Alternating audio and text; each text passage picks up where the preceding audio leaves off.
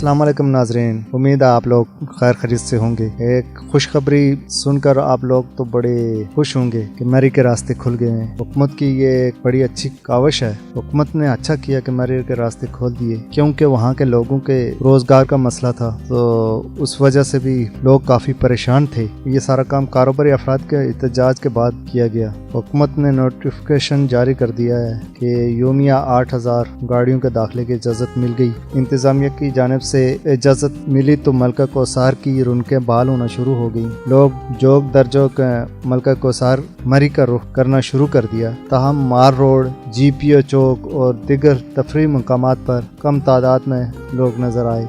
अच्छी बात है, लोगों को खूबसूरत मौसम मरी का एंजॉय करने के लिए रास्ते खोल दिए गए हैं ताकि वो इस खूबसूरत मौसम से एंजॉय कर सकें। साथ साथ महकमा मौसमियात ने बारिशें और बर्फबारी की पेशगोई की है, लेकिन मौसमी हालात के पेश नज़र असिस्टेंट कमिश्नर मरी ने ट्रैफिक, पुलिस, पाक फौज और दिगर रेस्क्यू इदारों के नुमाइंदगान के इजलास की सदारत की और इंतजामात को हातमी शक्ल दे दी।